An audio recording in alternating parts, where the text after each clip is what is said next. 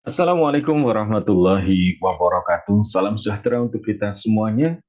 Sahabat-sahabat, jumpa lagi dengan saya ya, bersama dengan Psikologi Menjawab.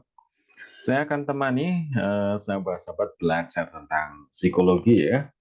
Dan memang untuk beberapa waktu ini saya lagi fokus tentang dasar-dasar dari psikologi atau biasa dikenal dengan pengantar psikologi ataupun psikologi umum ya. Nah, kita sudah banyak kupasan-kupasan video saya. Kita kesempatan kali ini sampai pada interaksi sosial ya. Nah, nanti kita akan bahas banyak hal tentang apa sih sebenarnya interaksi sosial, kenapa kita bisa tertarik pada orang lain, lalu kemudian kenapa orang mungkin suka sama kita gitu ya, dan banyak lainnya. Oke. Nah, buat sahabat-sahabat yang barangkali baru menemukan channel saya ataupun channel Psikologi Menjawab, silakan untuk di-subscribe ya, dan juga nanti like, comment, and share. Oke. Baik, teman-teman semuanya atau rekan-rekan yang menyimak video saya akan share screen ya. Mohon ditunggu sebentar. Baik ya. Ini ya. Jadi nanti kita akan bahas tentang daya tarik interpersonal misalnya ya. Interaksi sosial. Apa yang membuat orang tertarik sama kita atau kita tertarik pada orang lain? Atau kenapa kita bisa dekat sama orang lain? Itu salah satu pokok bahasannya ya. Yang lainnya nanti kenapa kita punya mindset tertentu pada satu masyarakat. Jadi kita juga akan bahas bagaimana kemudian menghilangkan prasangka-prasangka sosial. Kita juga akan bahas di situ insya Allah ya. Oke, nah secara khusus ini, poin-poinnya ya, jadi interaksi sosial ini sangat luas sekali, pembahasannya, cuman untuk yang bagian dasar ini ya, itu nanti 3. Nah, perlu teman-teman ketahui, di dalam psikologi misalnya ada mata kuliah namanya psikologi sosial. Nah, psikologi sosial kalau teman-teman yang di jurusan psikologi biasanya itu dapatnya itu, 6 SKS ya, jadi 3 S. Ini 3 SKS, eee, apa namanya, psikologi sosial satu, lalu kemudian ada psikologi sosial 2. Seingat saya seperti itu, artinya memang luas. Nah, pada kesempatan kali ini kita akan bahas, 3 poin besar ya. Mulai dari persepsi sosial, lalu kemudian daya tarik interpersonal, lalu kemudian sikap dan prasangka. Nah, persepsi sosial itu pun luas sebenarnya ya, di dalamnya ada stereotip, persepsi diri, situasi dan kondisi, ciri yang ada pada orang lain, ya.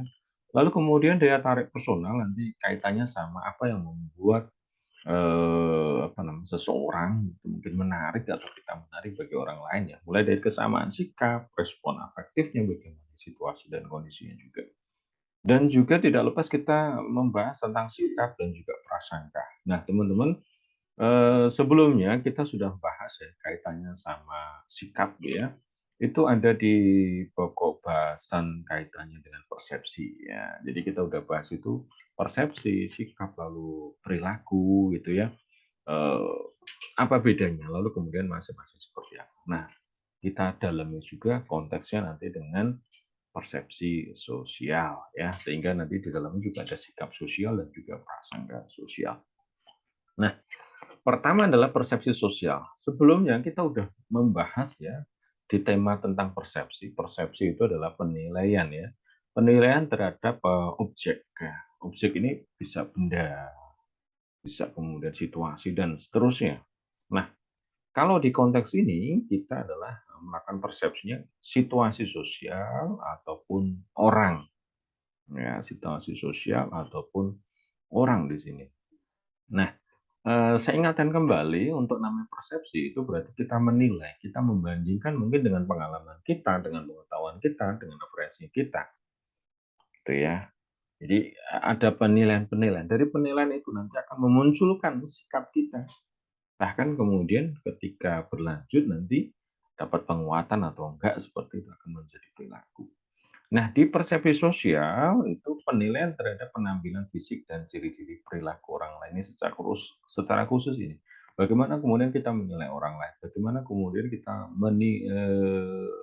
menilai perilaku orang lain?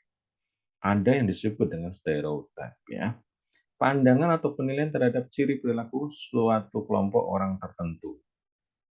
Jadi, semacam istilahnya apa, stereotip itu ya, pola-pola khusus ya atau, ciri-ciri. Jadi, bagaimana kemudian kita menggambarkan satu orang dari satu kelompok masyarakat ya.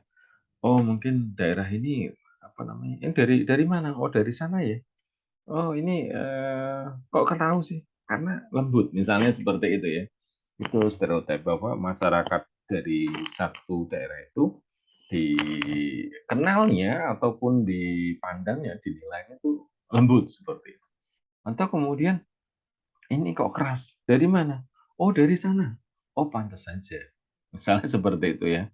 Itu berarti menandakan bahwa orang itu yang berkomentar seperti itu, dia punya penilaian terhadap ciri-ciri perilaku ya, yang kemudian dikaitkan dengan satu kelompok masyarakat atau kelompok tertentu. Atau kemudian misalnya ada statement bahwa, di berita itu, "Oh pantas saja dari kelompok itu," gitu. Nah, itu memang seolah-olah kemudian mengeneralisasi, dia menarik kesimpulan, ada ciri-ciri tertentu lalu kemudian dikaitkan dengan satu kelompok ya. Nah, ini teman-teman, ini stereotip. Kemudian berikutnya adalah persepsi diri. Penilaian terhadap diri sendiri menjadi salah satu penentu dalam interaksi sosial. Nah, di dalam kita berinteraksi sosial, bedanya di sini, kalau persepsi yang sifatnya non sosial, artinya kepada benda itu satu arah ya. Kita mempersepsikan situasi, mempersepsikan benda, dan seterusnya. Tetapi ketika persepsi sosial, kita mempersepsikan orang lain, kita ketemu orang lain, kita memberikan penilaian secara mental, eee apa namanya, pada orang lain pun juga melakukan hal yang demikian, ya. Kita memberikan penilaian pada orang lain, mempersepsikan orang lain, dan pada saat yang sama orang lain pun mempersepsikan kita. Nah, di situ ada, apa namanya, penilaian terhadap diri sendiri, ya, itu akan menjadi penentu dalam interaksi sosial. Kalau kita sudah menilai bahwa diri kita mungkin banyak kurangnya, diri kita nggak pantas, diri kita banyak salah, seterusnya, maka kita akan menempatkan, diri di dalam sifatnya adalah underdog ya, semacam, orang yang posisinya di bawah, seperti itu. Nah, ya. Tetapi kalau kemudian kita menilai bahwa kita punya penilaian positif, hal yang baik pada diri kita punya penerimaan pada diri kita, maka sikap-sikap kita itu juga akan menunjukkan bahwa kita memang demikian gitu. Orang pun menangkap akan yang sama. Ya, itu teman-teman. Makanya misalnya kalau kita lihat, di satu situasi mungkin ya, di jalan seperti itu, ada kejadian, orang itu padahal mungkin yang melakukan, tetapi dia marah-marah duluan gitu.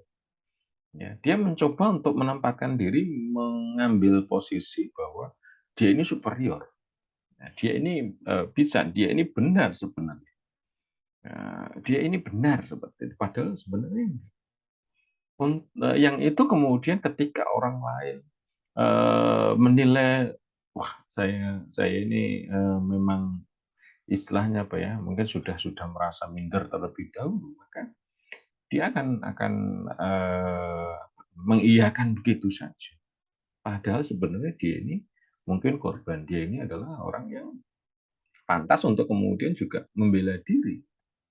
Nah itu teman-teman ya, kita tahu situasi-situasi seperti itu ya. Jadi bagaimana kemudian, kita menilai diri kita, itu akan menentukan sikap kita, akan menentukan perilaku kita, dan pada perkembangannya nanti, orang juga akan, menilai diri kita dari sikap dan perilaku kita. Kemudian situasi dan kondisi yang dihadapi akan menentukan persepsi dan interaksi sosial. Iya, jelas ini ya, situasi dan kondisi, akan menentukan persepsi dan interaksi sosial. Ketika misalnya lah ya, yang jelas ya, kita ada di perantauan seperti itu ya, kita ada di perantauan, yang mungkin di perantauan itu, kita berada di tempat yang mungkin katakanlah, eee, tidak banyak orang yang sama dengan latar belakang kita, mungkin daerah asal, mungkin agama, seperti itu. Ketika kita ketemu dengan orang yang mungkin, katakanlah, eee punya kesamaan ya, mungkin nggak persis mungkin satu kabupaten, mungkin satu provinsi atau bahkan satu negara seperti itu. Itu akan menentukan ya, situasi dan kondisi akan menentukan bagaimana kita mempersepsikan dan berinteraksi, ya. Kita akan, misalnya contohnya adalah, ada kemungkinan kemudian kita merasa nggak sendiri, kita lebih percaya diri, ada teman kan, terus kemudian, di sisi lain, selain kemudian membuat percaya diri, orang yang mungkin, apa namanya, istilahnya apa, orang yang mungkin kita kenal, satu negara itu, kalau dicermati lebih lanjut, mungkin punya pandangan-pandangan yang mungkin secara agama berbeda, mungkin secara suku berbeda, gitu ya. Kita seolah-olah akan mengabaikan itu. Nah, artinya apa? Akan menentukan juga interaksi kita. Merasa kita itu satu negara, senasib gitu. Yang lain-lainnya kita, tiadakan.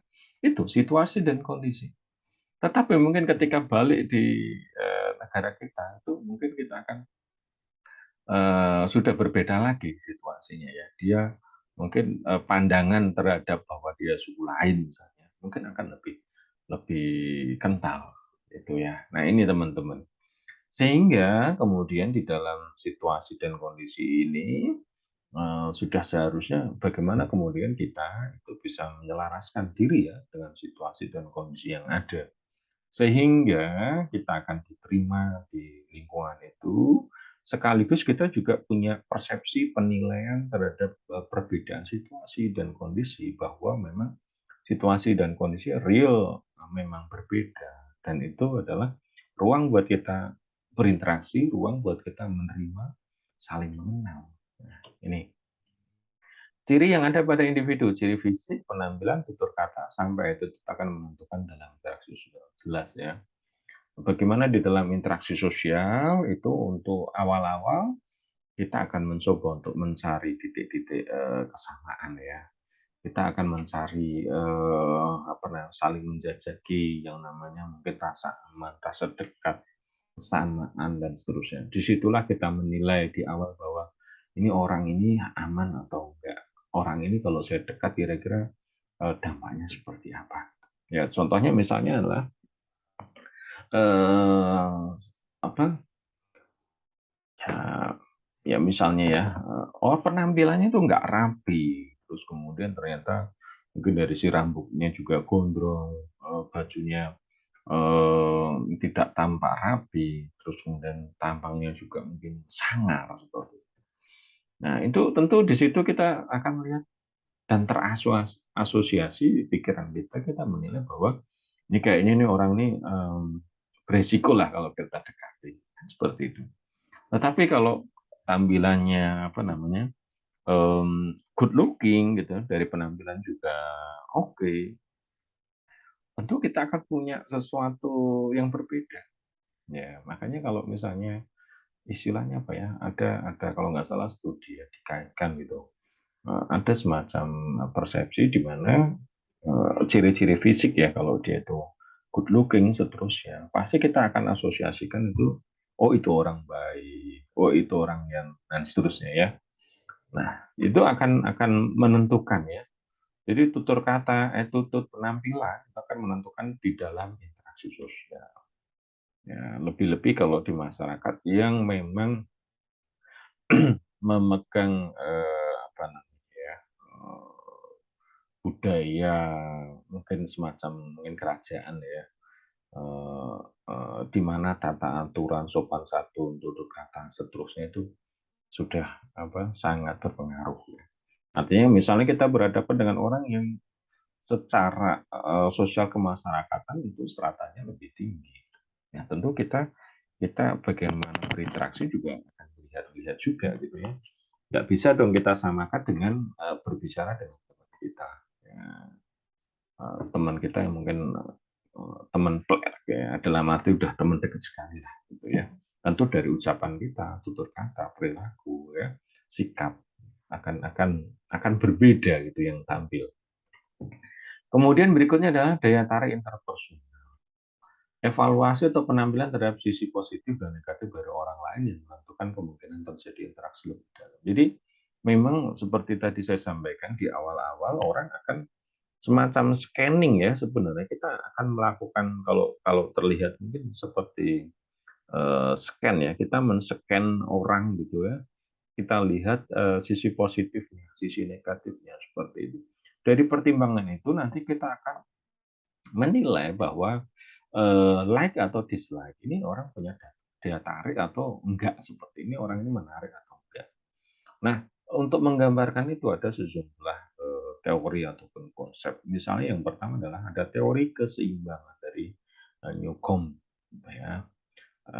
Bentuknya atau rumusnya adalah POX. P ini pribadi, ya, O ini orang lain, X ini adalah objek ya. Terjadi keseimbangan ketika P suka dengan O dan keduanya sependapat tentang X. Ya, jadi kita suka dengan seseorang, keduanya sependapat tentang. Nah, itu ya. Ketidakseimbangan terjadi jika P suka dengan O tetapi beda pandangan mengenai X. Nah, inilah teman-teman, kenapa misalnya ya orang punya kedekatan, hubungannya semakin erat seperti itu. Karena kesamaan pandangan. Mungkin dalam arti kesamaan pandangan itu bisa aja tentang agama, bisa tentang mungkin pandangan hidup, mungkin tentang penilaian dia terhadap satu hal itu. Nah, ini biasa terjadi kalau misalnya orang sedang menjajaki hubungan dekat ya. Orang ingin serius kan misalnya, ingin melangkah pada jenjang pernikahan. Di situ mereka diskusi ya tentang hal-hal di masa depan. Gitu. Nah, disitulah dilihat masing-masing saling menilai ya, seberapa cocok nih, kalau bahasa ini semacam ada chemistry-nya gitu ya, ada kimiawinya enggak di situ, chemistry-nya gitu. Nah, itu masing-masing menilai terhadap pandangan-pandangannya. Nah, kalau kita lihat misalnya kalau di partai politik itu kan ada istilah yang namanya tidak ada teman yang abadi, yang ada adalah tujuan atau sasaran yang abadi. Artinya apa? Ketika punya pandangan ataupun tujuan yang sama, mereka punya kemungkinan untuk bisa saling dekat, ya, semakin kuat. Gitu. Jadi di situ. Nah, atau kemudian ketika orang ternyata tidak jarang kita temukan situasi-situasi di mana orang yang kemudian berpisah ya, ketika ditanya alasannya kenapa berpisah, karena sudah tidak ada kecocokan lagi. Yang dibilang itu adalah soal pandangan-pandangannya yang kemudian berbeda. Nah, teman-teman perlu dipahami di sini ada situasi yang berbeda, tetapi kalau itu saling melengkapi sebenarnya nggak masalah. Tapi yang berbeda di sini adalah yang bertentangan gitu, yang pendapatnya bertentangan, bukan berbeda pendapat. Karena ada situasi di mana hubungan itu seperti istilahnya apa ya, ombak dan badai, saling saling membuat kuat gitu. Seperti kayu dan api yang kemudian semakin membuat nyalanya semakin terang. Ada yang seperti itu. Atau seperti air dan gula gitu, buat jadi manis. Walaupun itu saling melengkapi. Jadi di sini ketidakseimbangan terjadi jika P suka dengan O tetapi beda pandangan mengenai X. Maksudnya beda pandangan lebih tepatnya di sini bertentangan ya umumnya ya. Karena kalau kita cermati, kita udah beda pandangan. Seringnya adalah bertentangan, bukan berbeda. Karena kalau kita mencari benar-benar sama itu, saya yakin pasti kadang ada orang-orang yang justru mereka ingin lebih jujur. Nggak apa-apa beda pendapat, ya, karena itu akan menjadi melengkapi frame-nya. Justru yang bagus tuh kalau memang beda pendapat, tetapi di situ sebenarnya saling melengkapi, bukan bertentangan, ya.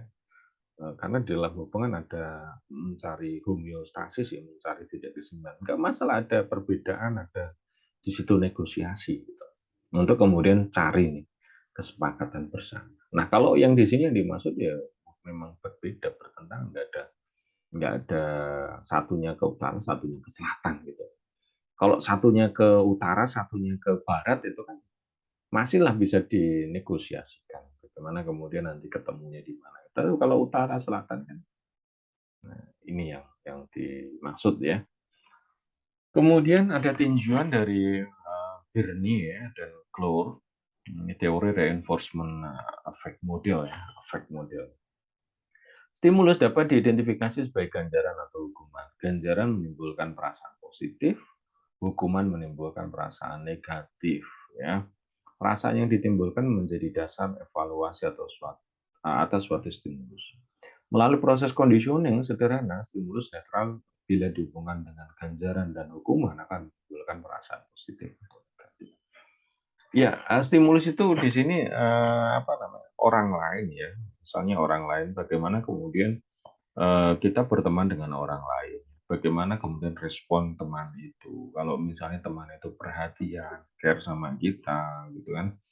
Nah, itu akan menjadi reinforcement, akan menjadi penguat, menjadi ganjaran tersendiri. Ternyata dia care, ternyata saya diterima gitu. Ya. Nah, itu nanti akan menjadi dasar untuk kemudian melangkah berikutnya. Nah, untuk kemudian mungkin hubungan lebih dekat lagi, lebih serius lagi gitu ya. Nah, makanya ada orang-orang yang kalau kalau kita cermati ya kayak di sinetron, kayak mungkin juga ada mungkin dari teman-teman yang mengalami ya, di mana awalnya teman habis itu merasa nyaman seperti itu. Lalu kemudian salah satunya mengungkapkan bahwa dia ingin serius, tetapi kemudian ditolak dengan halus bahwa memang kita apa namanya sudah lama berteman, udah apa namanya udah baiklah hubungannya. Tetapi satunya lagi mungkin menilai bahwa ini lebih tepat kita adalah sebagai saudara. Kita adalah kakak beradik. Ada yang seperti itu, ya. Karena apa namanya responnya apa namanya ditanggapi ya secara berbeda. Satunya menganggap wah ini cocok mungkin untuk apa namanya jadi pasangan pasangan hidup gitu ya. Eh, tetapi satunya lagi mungkin nah ini cocok buat teman sharing dan seterusnya. Itu ya teman-teman ya. Melalui proses kondisi yang sederhana, stimulus netral bila dihubungkan dengan ganjaran dan hukuman akan menimbulkan perasaan positif ataupun negatif. Ya, diamnya orang ataupun pengabdian orang, walaupun diabaikan ya, tetapi ketika kita udah punya perasaan yang positif ke dia, ya itu akan menimbulkan hal-hal yang istilahnya apa ya, yang tetap menyenangkan lah seperti itu. Nah, ini teman-teman ya. Jadi prinsipnya di sini adalah teori reinforcement effect. Eh, istilahnya apa yang kita terima itu kemudian akan kita nilai apakah itu jadi ganjaran yang kemudian menguatkan perasaan ya kedekatan daya tarik gitu.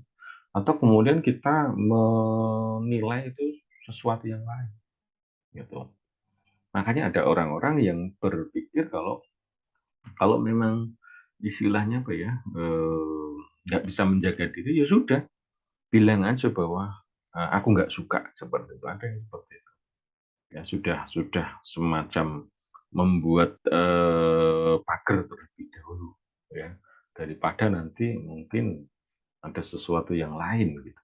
Jadi udah saya nggak mau seperti itu ya. Nah ketika kemudian nggak mau tentu itu akan menjadi evaluasi yang negatif ya. Oh orangnya memang nggak suka gitu ya. Atau ada juga orang yang dari awal sudah bilang kita berteman aja ya. Gitu ya. Nah kalau sudah bilang seperti itu ya segala perhatian yang diberikan itu akan dinilai bahwa ya ini sebagai teman, bukan tidak lebih dari itu. Nah ini teman-teman ini sekaligus yang memberikan tips ya ataupun eh, situasi-situasi yang saya kira nanti teman-teman bisa kebayang lah secara lebih detail ini maksudnya seperti apa. Nah, faktor yang mempengaruhi daya tarik interpersonal. Kenapa kita suka sama seseorang atau orang suka sama kita? Ya, jelas pertama adalah kesamaan sikap ya. Orang cenderung menyukai orang lain yang memiliki kesamaan sikap ya. Artinya punya pandangan yang sama. gitu ya, ya bisa bisa kemudian nih ketika ada yang kemudian misalnya sederhana lah ya, kaitannya sama, calon presiden gitu, ada yang dari situ, sama-sama nih mendukung ini, kesamaan sikap politik ya. Nah itu karena kesamaan itu ya kemudian memiliki apa namanya, membuat orang itu punya, tertarik sama kita, ya sama-sama nih kita sikapnya. Daya tarik fisik, nah ini hal yang umum ya, kenapa orang suka sama kita, kita suka sama orang, karena fisik gitu. Nah, sebenarnya kalau fisik ini memang tidak lepas dari katakanlah definisi yang ada di lingkungan kita dan, kalau saya amati itu memang cenderungnya kadang lebih ke arah apa namanya, iklan-iklan ya. Misalnya digambarkan orang yang, cantik dan seterusnya kalau kita lihat di iklan-iklan itu kan seperti itu. Sehingga kemudian mungkin orang berpikir bahwa cantik itu yang, ya apa, seperti orang-orang Korea lah, seperti itu ya. Nah, teman-teman bayangkan kalau definisi itu dibawa ke Afrika misalnya ya, eee, ya nyaris tidak ada orang yang cantik kalau kalau kalau seperti itu. Nah, jadi kita harus pahami juga, kadang kita tidak benar-benar, punya definisi yang kita buat sendiri kaitannya sama daya tarik fisik.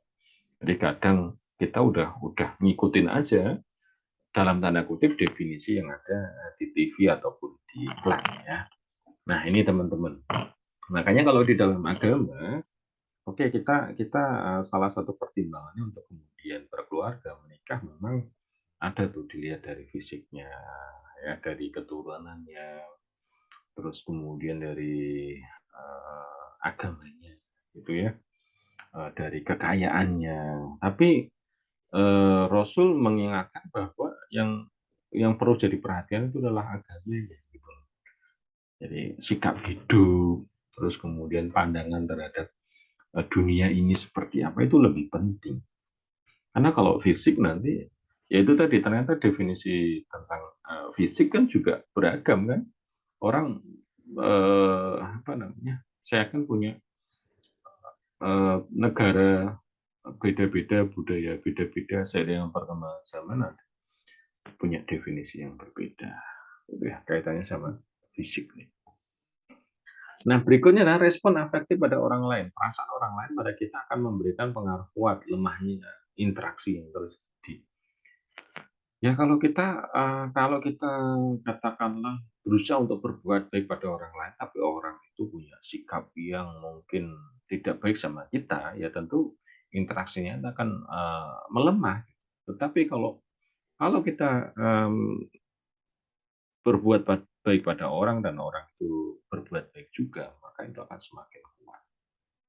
Ya, makanya ada istilah yang terkadang untuk menguatkan pertemanan tuh berbagi hadiah, seperti itu ya. Karena apa, istilahnya akan menimbulkan ini, istilahnya perasaan, afektif ya secara emosi bahwa, "Oh dia ini baik, pada saya dan saya mestinya juga baik sama dia." Ini akan semakin semakin erat. Nah, situasi kondisi, jarak fisik aktual ataupun fungsional menentukan intensitas interaksi. Selanjutnya meningkatkan probabilitas ketertarikan. Nah, ini juga ya, ada istilah-istilah sekarang misalnya kayak LDR, long distance relationship, ada yang kemudian apa itu, long distance married ya, married, jadi menikah habis itu jarak jauh. Nah, kenapa kemudian atau bahkan kemudian, kalau sekarang ya dengan teknologi, orang bisa kemudian suka dengan orang yang jauh di sana, mungkin baru kenal dan seterusnya ya. Nah, ada, sesuatu yang, istilahnya apa ya, eee, jarak fisik aktual ataupun fungsional menentukan intensitas interaksi, selanjutnya meningkatkan probabilitas ketertarikan. Jadi sebenarnya bukan soal, jaraknya itu tadi, tapi seberapa sering berinteraksi, seberapa sering berdialog. Itu menjadi hal yang penting ya. Kalau sekarang mungkin, jarak dan seterusnya sebenarnya sudah relatif tidak jadi masalah. bisa berinteraksi, bisa berkomunikasi gitu ya, bisa janjian, ketemuan dengan teknologi ini sekarang ya. Dan komunikasi itu tentu semakin intens akan meningkatkan kemungkinan ketertarikan gitu ya. Makanya dalam pepatah yang mengatakan tresno jalaran saka kulino kalau di Jawa ya. Orang jatuh cinta itu karena seringnya untuk ketemuan berinteraksi. Atau ada kalau di artis-artis misalnya ada cinlok ya, benar ya cinlok ya, cinta lokasi ya. Jadi syuting bareng habis itu terus kemudian menimbulkan rasa suka. Nah ini, makanya ada yang kemudian memproteksi ya, jangan sering-sering ketemu, jelas seperti itu ya. Ya kalau kalau nggak sering sih nggak apa-apa. Itu bagian dari jaga-jaga diri. Kemudian berikutnya adalah sikap dan prasangka. Sikap merupakan penilaian positif atau negatif terhadap orang lain. Ya. Kita udah jelaskan juga ada dimensi kognitif, afektif, perilaku ya. Disonansi sikap ketika cocokan perilaku dengan sikapnya. Ada juga yang tidak disonansi ya. Ya di persepsi ini sudah saya bahas misalnya orang nggak setuju sama rokok tapi kok dia ini jualan rokok misalnya bahkan juga merokok misalnya seperti itu. Atau kemudian dia di dalam pilpres mungkin dia mengatakan bahwa wah ini bagus nih, tapi belum tentu juga nanti ketika nyoblos ya sesuai yang dia bilang seperti itu. Ini contoh ya, ada disonansi sikap ketika cocok perilaku dengan sikapnya. Kalau enggak ya berarti tidak disonansi ya. Ciri-ciri prasangka, penilaian objek lebih pada stereotip, bukan fakta yang sebenarnya. Tadi di awal sudah saya sampaikan stereotip, penilaian yang sifatnya generalisasi ya. Kita mengambil sampel ya terhadap satu kelompok masyarakat, lalu kemudian kita mengeneralisasi ya. Oh, kamu dari daerah ini ya, kamu pasti begini-begini ya, itu namanya stereotip. Atau kalau kita diminta menyebutkan sebuah, sebutkan satu kata kalau Anda terbayang daerah ini, nah itu stereotip. Karena terjadi over generalisasi terhadap ciri objek prasangka. Nah ini yang jadi persoalan kadang ini, yang terjadi over generalisasi ini. Jadi orang mengembangkan asumsi-asumsi sendiri ya, yang kemudian justru menjauhkan dia dari realitas yang sebenarnya, menjauhkan dia dari objek itu sendiri ya. Ya karena dia tambahi dengan imajinasi dia. Mungkin kalau orang istilah bilang, mohon maaf ya, halu seperti itu ya. Nah ini. Nah kita sendiri juga perlu untuk jangan sampai seperti itu ya, terlalu over generalisasi. Apa namanya? Ya misalnya lah ya, kita bilang bule, mungkin ya bule itu mungkin dalam bayangan kita, wah dia bisa bahasa Inggris. Ya kan nggak semua juga gitu, nggak semua orang Inggris, nggak semua juga bahasa ibunya bahasa Inggris gitu. Ya kan kalau di kepala kita mungkin bule itu ya bahasa Inggris kan, tapi nggak juga. Nah itu namanya over generalisasi. Nah kalau kemudian sampai stereotip ini negatif ke satu kelompok masyarakat, sampai kemudian diskriminasi ini yang kita hindari ya. Terutama seperti sekarang kalau di Indonesia, ini bagaimana kemudian kita menghilangkan stereotip terhadap satu kelompok masyarakat, kita saling menghargai. Nah ini yang penting untuk kemudian kita kita angkat bersama nih, saling menghargai. Nah, sulit diubah dengan pemberian pengetahuan atau fakta tentang objek serta enggan untuk melakukan verifikasi. Nah, ini umumnya kadang orang itu kalau diberi klarifikasi itu nggak mau. Ya, dianya sendiri juga males untuk mencari informasi. Pokoknya benar lah menurut dia sendiri ya. Itu ya. Ya kalau sudah over ya. Menaruh objek persangkaan pada posisi yang tidak mengenakan. Umumnya kita orang mempersepsikan terutama mempersangkakan itu mesti prasangkaan itu buruk. Ya, umumnya seperti itu. Stereotipnya pasti pasti buruk. Nah itu teman-teman interaksi sosial kita udah bahas juga bagaimana daya tarik interpersonal tadi kesamaan sikap ya. Terus kemudian juga ada secara fisik dan kemungkinan interaksi dan seterusnya. Nah, bagaimana dengan teman-teman semuanya? Nah, kira-kira sudah tahu ya gambarannya ya. Mungkin selama ini kok saya ini sulit dekat sama dia ya, mungkin beda juga sikapnya. Setiap kali dia ngomong A, kita bilang B ya. Setiap kali dia bilang B, kita ada Z. Berbeda. Nah, salah satu tipsnya kalau tadi yang menggunakan tadi ya kita harus carilah kesamaan-kesamaan. Kalau bisa ya sikap-sikap kita sama. Tetapi lebih dari itu bukan kemudian kita buat-buat, kita juga mesti jujur ya.